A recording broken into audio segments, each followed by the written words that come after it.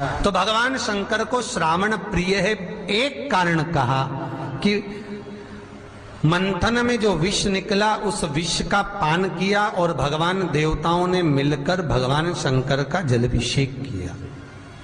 दूसरा कारण कहा, माता सती ने शंकर को पाने के लिए श्रावण के महीने में ही सबसे ज्यादा साधना करी है।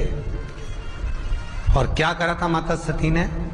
एक बालू का, मिट्टी का शिवलिंग बनाती थी, प्रतिदिन शिवलिंग का निर्माण करती थी और शिवलिंग का निर्माण कर कर उसकी पूजन कर कर अर्चना कर कर उसका विसर्जन करती थी सती माता। और माता सती का नियम था भगवान शंकर को पाने के लिए शिवलिंग का। तो हमारे यहाँ शिव महापुराण में लिखा है कि पार्थिव शिवलिंग का निर्माण होना चाहिए, और पार्थिव शिवलिंग का निर्माण करना है तो उसके लिए भी वर्णन करा गया। ब्राह्मण श्वेत मट्टी के शिवलिंग का निर्माण करे, वैश्य पीली मट्टी के शिवलिंग का निर्माण करे, क्षत्रिय लाल मट्टी के शिवलिंग का निर्माण करे और शूद्र काली मट्टी के शिवलिंग का निर्माण करे। कितना बड़ा शिवलिंग बनाना चाहिए? अगर हम पार्थिव शिवलिंग का निर्माण कर रहे हैं या हमारे घर में हम कोई मूर्ति रख रहे हैं या हमारे घर में हम कोई मूर्ति को विराजमान कर रहे हैं, तो उस मूर्ति का भाव कितना बड़ा होना चाहिए? तो कहा जमीन पर अपने हस्त कमल को रखकर अंगूठे को ऊंचा कर कर देख लो, बस इतनी बड़ी मूर्ति घर के अंदर होना चाहिए। चाहे वो लड्डू गोपाल की हो, चाहे वो दुर्गा भवानी की हो, चाहे वो राम जी की हो, शंकर जी की हो, कृष्ण की हो, जिसकी रखना हो, बस इतनी बड़ी मूर्ति घर के अंदर होना चाहिए। क्यों? इससे बड़ी अगर मूर्ति होती है तो जैसे मंदिर में सेवा होती है उतनी सेवा की उसको जरूरत पड़ती है, और अगर इससे छोटी मूर्ति होती है, जितनी छोटी होगी उतनी सेवा कम करना पड़ती है। तो मूर्ति जितनी छोटी होगी उतना सुख प्रदान करेगी, उतना आनंद देगी। पर श्रावण के महीने में यदि आप रोज शिवलिंग नहीं बना सकते तो पूरे महीने में एक बार शंकर का शिवलिंग का, पार्थिव शिवलिंग का निर्माण करना चाहिए, जरूर करना चाहिए। और पार्थिव शिवलिंग का निर्माण कर कर उसकी आराधना, उसकी अर्चना, उसकी पूजन करना चाहिए। नमः शिवाय, ओम नमः शिवाय, ओम नमः शिवाय, नमः शिवाय। पार्थिव शिवलिंग का जब भी निर्माण करें, किसी थाली में या पात्र में, जिसमें भी आप निर्माण कर रहे हैं, उस पार्थिव शिवलिंग को बनाने से पहले उसके अंदर, पात्र के अंदर एक बेलपत्र रखे। बेलपत्र क्या? आपको कथा में कल कहा था, बेलपत्र का वृक्ष माता पार्वती के नयन अश्रु से प्रकट हुआ है, और रुद्राक्ष का वृक्ष शंकर भगवान के नयन अश्रु से प्रकट हुआ है। तो बेलपत्र रखकर फिर उसके ऊपर शिवलिंग का निर्माण करें, फिर उसके ऊपर शिवलिंग, उसका लाभ आनंदित होगा, उसका सुख आनंदित होगा, वो आनंद फल देने वाला होगा। कई लोग सीधे थाली में शिवलिंग बना देते हैं। माता पार्वती के हस्त कमल पर शिवलिंग का निर्माण है महाराज, हस्त कमल सुख देने के लिए। तो भगवान शंकर के शिवलिंग का निर्माण करें। माता सती ने भी किया। यही श्रावण के महीने में माता सती शंकर भगवान के शिवलिंग का निर्माण करती है, पूजन करती है, अर्चना करती है। फिर शाम के समय उस शिवलिंग को मस्तक पर स्पर्श कर कर जलाशय में, कुंड में, जल में, बावड़ी में, कुएं में, तालाब में उसका विसर्जन करती है मां। दूसरा कारण कहा, सती शंकर को इसी श्रावण में रिझाई थी, इसलिए शंकर को श्रावण अति प्रिय है। कि पहले आती है नवमी, फिर आवेगी एकादशी, देवसोनी। तो भंडारिया नवमी का मतलब क्या होता है?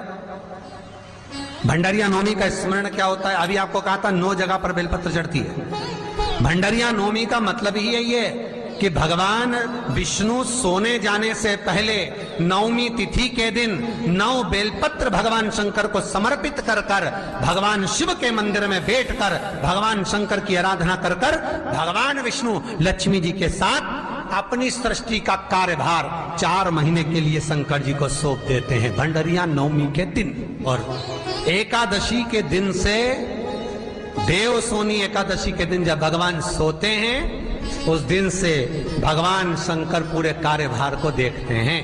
पूरे कार्यभार, जब कार्यभार सौंपा गया, भगवान शंकर सृष्टि का संचालन करने लगे, तब ब्रह्मा और विष्णु ने आकर शंकर जी की आराधना यही श्रावण के महीने में करी थी कि आपने पूरा कार्य अच्छे से संभाला। इसलिए शंकर को श्रावण अति प्रिय है। ये तीसरा कारण है, शंकर को श्रावण प्रियता का। ये चौथा कारण वर्णन करा कि ये कारण भगवान शंकर की आराधना माता पार्वती ने बाल्यपन से करी, खूब करी, खूब दिल से करी। ये कहते हैं कि अगर 1,00,000 बेलपत्र समर्पित कर रहे हो और तुम्हारे पास में अगर वो बेलपत्र नहीं है तो तुम 1,00,000 मत चढ़ाओ।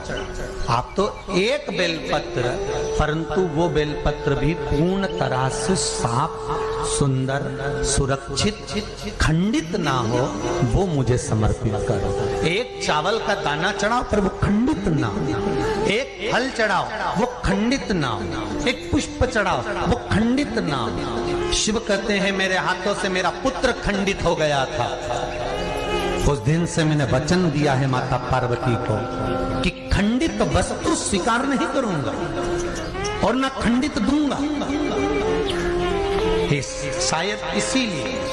शायद इसीलिए ये चरित्र कथा है कि जिस नारी का गर्भ 2-3 महीना ठहरने के बाद में गर्भ गिर जाता हो, 4 महीना ठहरने के बाद गर्भ गिर जाता हो, गर्भ बच्चा पूर्ण नहीं होता हो, या बच्चा कहीं शरीर के अंदर डॉक्टर कह रहे हैं सोनोग्राफी में कि ये विकलांग है, बच्चे के पाँव में या मुख में या शरीर में पानी भरा गया है, ये सुरक्षित नहीं होगा, ये बुद्धि से कमजोर होगा, या ये बच्चा ऐसा विकलांग होगा, तो उसी समय पर जैसे ही डॉक्टर ने कहा वैसे ही एक श्रीफल, और वो श्रीफल खंडित नहीं होना चाहिए, उस श्रीफल पर जो नारी है गर्भ से है, उस नारी का सिर से लेकर एड़ी तक एक लच्छा, लच्छा मतलब मोली, मोली मतलब नाड़ा जो हाथ में बांधते हो कलेवा, उसको नाप कर श्रीफल पर भगवान शंकर का नाम लेकर उस स्त्री का नाम और गोत्र बोलकर बांधकर भगवान शंकर के चरणों में ले जाकर रख दीजिए, फिर वो बच्चे की जवाबदारी शिव की हो जाती है, फिर शंकर की, क्योंकि शिव ने माता पार्वती को वचन दिया था कि मैं खंडित नहीं दे सकता। सारे देवताओं के मंदिर में नारियल फूटता है,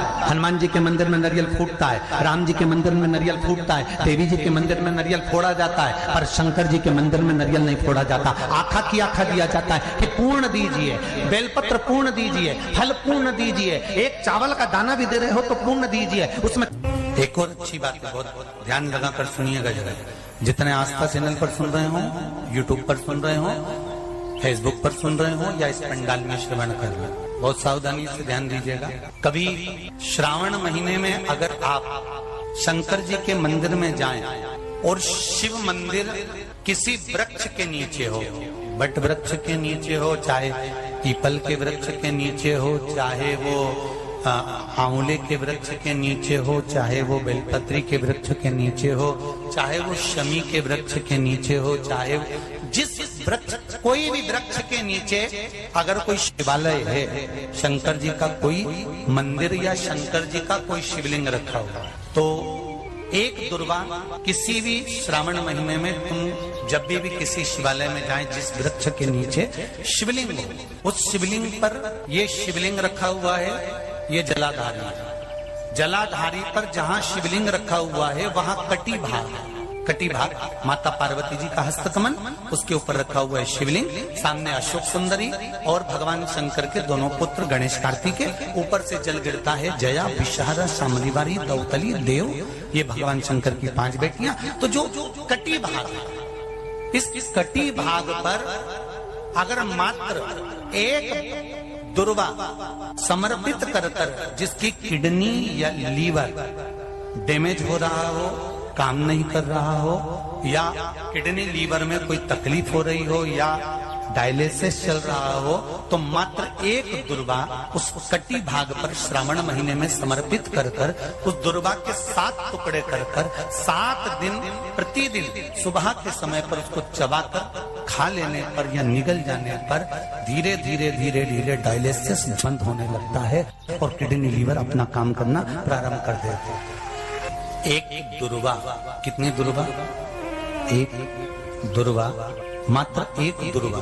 शंकर भगवान पर चढ़े हुए जल जब नीचे की ओर आता है, जिस जगह पर जल गिरता है उस जगह पर मात्र एक दुर्वा अपनी कामना कर इस शरीर के सुख के लिए शंकर भगवान के जल गिरने वाले स्थान के पास में अवधूतेश्वर महादेव के नाम से रख दी जाती है, तो जिंदगी में कभी बड़ी बीमारी नहीं आती। उसी तरह इससे रोग को समाप्त करने के लिए दुर्वा का प्रयोग किया गया। आप लोगों ने पूर्व में जो शिव महापुराण की कथा कुबेरेश लोहा की धरा से करी थी, वो आप लोगों को ध्यान में होगा। दुर्वा कैसे उत्पन्न हुई थी, दुर्वा का महत्व क्या है, कितनी दुर्वा चढ़ाना चाहिए, कैसी दुर्वा चढ़ाना चाहिए, दुर्वा की उत्पत्ति कहाँ से हुई है, दुर्वा तोड़ने के बाद पानी में डालने के बाद फिर हरी हो जाती है, इसका क्या कारण है, दुर्वा गणेश जी को क्यों चढ़ाई जाती है, शंकर जी को दुर्वा किस स्थान पर चढ़ाई जाती है, ये सारी कथा आपको पूर्व में इसी कुबेरेश्वर बाबा के पावन धरा से सुना चुके हैं, जो टीवी पर डली हुई है। कभी आपने नहीं सुनी हो तो यूट्यूब पर से दुर्वा महापुराण की कथा आप निकाल कर उसको श्रवण कर सकते। उसमें वर्णन किया है कि इस दुर्वा का महत्व क्या है, दुर्वा का क्या, मात्र एक दुर्वा